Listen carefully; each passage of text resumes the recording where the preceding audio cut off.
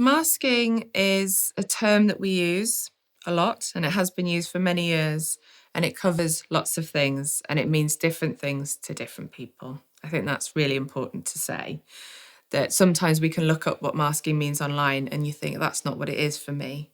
Masking, as it would suggest, is putting on a mask. It's putting on something that you have to pretend to be something else, or it's covering who you really are.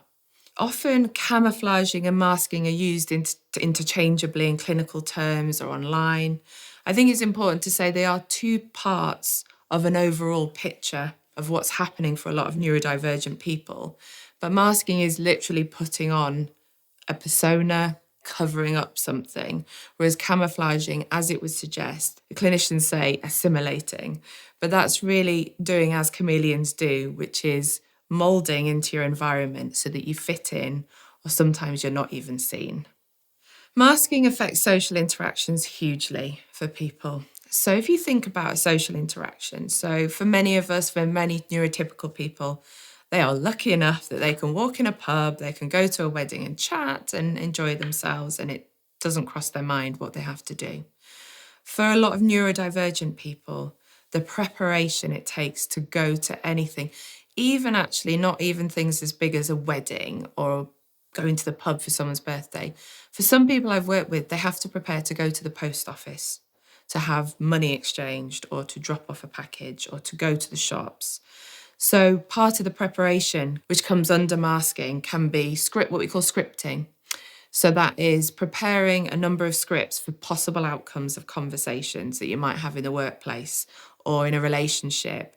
I've even had it where people have done it to prepare to come and see me to be diagnosed or to come and have a one-to-one session, even though what we're actually working on is the unmasking or the masking process. But they've had to prep to say what they're going to say. So this can take days, it can take hours. It tends to come up a lot more for girls, women, and non-binary individuals, but it is important to say that boys and men do mask and camouflage as well. And I've seen it and I've had it in my clinic. But it tends to happen more for girls and women, particularly ones that are diagnosed later, because they've had to come up with these strategies. That is what masking and camouflaging is. It's a strategy to fit in and to cope with a neurotypical world and to cope with the social pressures that are put on us every day. So it's a lot of preparation, and it can also come down to how we look, our hair, clothes, everything might be prepared and managed to the last degree before people feel comfortable enough to walk into a social interaction. But then that can make that social interaction incredibly exhausting.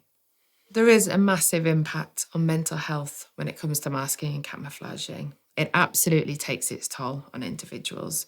If you think about that preparation it takes, you think about that cognitive effort, that thought, that time, just to go in and do something that a lot of people find quite easy. And if you think about people that are diagnosed later, they have spent years and years masking and camouflaging, years and years doing that without knowing they're neurodivergent or without anyone recognising they're neurodivergent. So they've been doing this in private, on their own, coping on their own. And essentially what you're doing when you're camouflaging and masking is you're not true to yourself. You're not being true to who you are inside.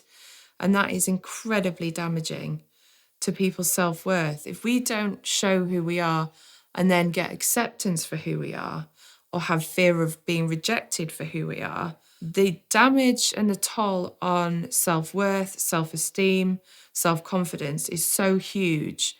And when I work with particularly older women and girls who haven't had that recognition and support and have had to do this fight on their own, they're coming to me by this point with so much baggage and trauma around the fear of rejecting, or they have been rejected if they have shown their true neurodivergent self. There is an awful lot to unpick and heal. So unmasking is a process, it's a journey, and it's very personal to everybody. I think it's really important to make it clear that there is no right way to unmask and there's no right amount of time.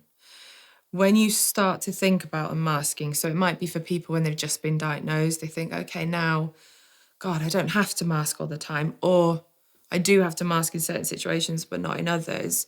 because the process of unmasking might actually mean that you'll meet people and be surrounded by people that love you for you, which is absolutely incredible.